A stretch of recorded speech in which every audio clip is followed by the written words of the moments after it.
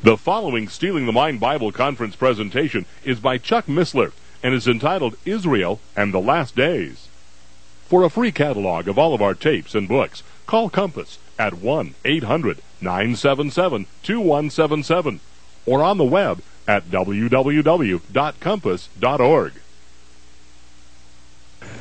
I've been asked to speak about Israel and the end times, and we have done a comprehensive briefing that profiles the Middle East called The Roots of War, and I'm going to excerpt relevant portions of that to try to respond to the anxiety that all of us have as we appear to be moving on the threshold of a major engagement, an engagement that is not going to be another Afghanistan.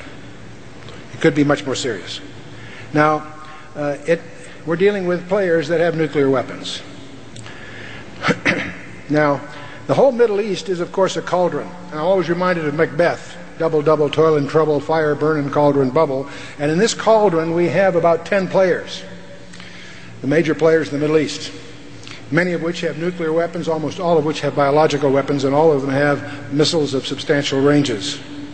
So we're going to talk a little bit, to put this in background, we're going to talk about the ancient empires, because you need to understand these to really understand what's going to be happening over the next few months, few years, what have you. We'll talk about the ancient empires that most of you that are biblically sensitive are familiar with, but we're going to try to put them in perspective.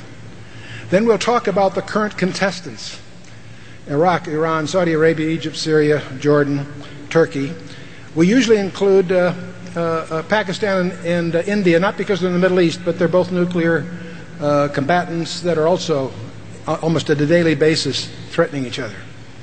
And then we'll try to talk about the possibilities that this might be on the threshold of the coming climax. We'll talk about a little bit briefly the Magog invasion and the Battle of Armageddon. And I'm going to presume that many of you, most of you probably, are regulars and have done some homework, so I will be going rather quickly. The ancient empires might be called the tides of history. Most of us recognize that civilization had its origins in what's often called the Fertile Crescent, with Egypt, Assyria, and Babylonia in this region that is the cradle of civilization. And we know that from in Genesis 11, at one time there was one language on the planet Earth, probably Hebrew. And we know that there was a world dictator by the name of Nimrod, which means we will rebel. And this all started at the plain of Shinar, at Babel, the Tower to Heaven, an astrological temple. The zodiac was corrupted after that.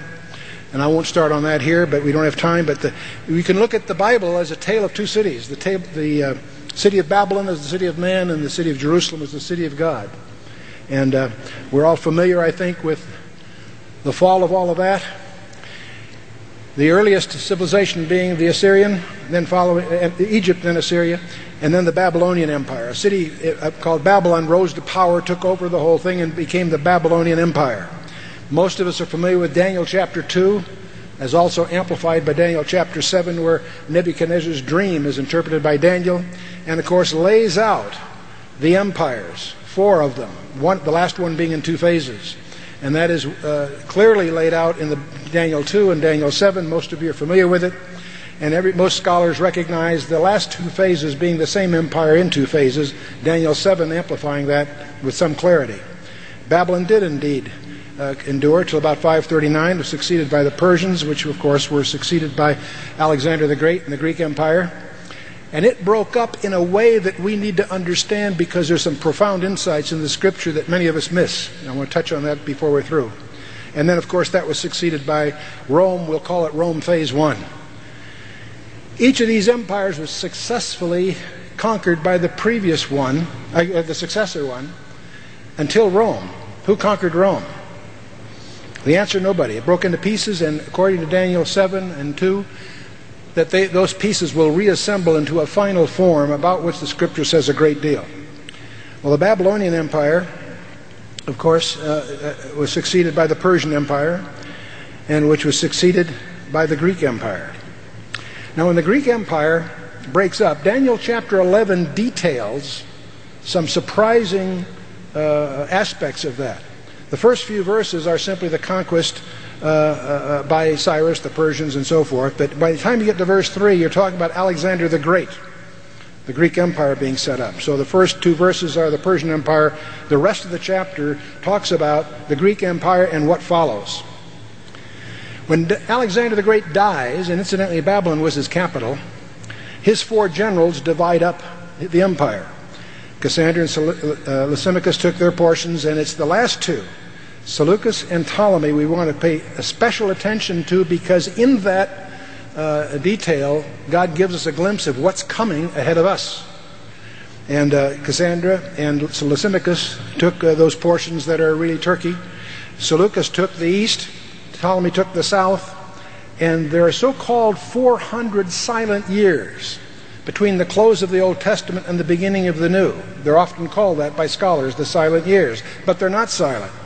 God laid out the details of those 400 years in advance in Daniel chapter 11. And Ptolemy and Seleucus have wars between the two, the successive dynasties, and they are detailed in Daniel 11, and that occasions a glimpse of what's coming at the end times that many of us, even very diligent students of prophecy, have overlooked some aspects of. And we're going to touch on that before we're finished. Obviously, the Greek Empire was succeeded by the Roman Empire. And let me tell you right up front, all of us, I should say many of us on the platform, biblical platforms, have fallen into the trap of assuming that when you speak of the Roman Empire, you're talking about Western Europe. We forget that the Roman Empire had two legs, and the eastern leg survived the western leg by over 1,000 years. And we'll talk about that. Rome, of course, as it rose, absorbed Greece in 146, then Lysimachus' kingdom 133, Seleucus' kingdom in 64, then Egypt, Ptolemy's kingdom in 31. And all of these elements disappear from history before the birth of Christ. We had the Roman Empire in place, providing the roads and the communications to make the spread of the gospel possible subsequently. The eastern leg of this empire endures 1,000 years longer than the western leg. We tend to call it the Byzantine Empire, but it's really the Roman Empire in its final 1,000 years. And it's Seleucus' kingdom that many of us as scholars have overlooked some of the things that God has revealed in his prophecies in Daniel 11, 7 and 8, and also 11. And what's also going on then subsequent to all this is the rise of Islam. Muhammad is born in Mecca, as you all know, and of course that becomes ultimately a widespread movement. In fact, it's Charles Martel at Tours, France, that stops it arrests its development and prevents it spreading into Europe. And now the Crusades also occur, and they weaken this the eastern leg of the empire, so it finally falls to the Muslims. I won't go through the details here; they're well documented for those of you who are going to study. And from about the 16th century on to the First World War, this region is dominated by the Ottoman Empire. And we'll talk briefly about that as we go. But subsequently, after, in more recent years, each one of these elements that were previously subsumed by these empires starts to emerge as independents in history. 1906, Iran; 1921, Afghanistan; 1922, Egypt; also Iraq, both emerged in that year; Turkey, Lebanon, Syria in 1938, 1946 Jordan, 47 Pakistan is created in effect as a Muslim concession to create the next day they freed India. And then, of course, Israel in 1948. It's interesting that each of these elements that were subsumed by this stream of empires is now emerging as independent fragments in our present scene. Egypt, of course, being formerly part of the Ptolemaic region, and the rest of these part of Seleucus, if you will.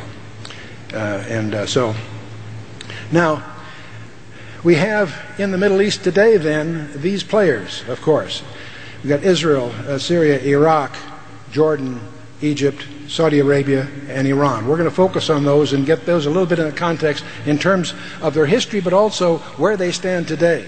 And of course Turkey, which is unique in that it's a NATO member, and that carries some interesting implications. Now the first one we'll look at, of course, is Iraq. Every day we find new conjectures as to how and when it's going to be triggered. And we're dealing here with high-tech combatants on both sides. Let's remember that this is the region of the Tigris River. This is the region of the Tigris and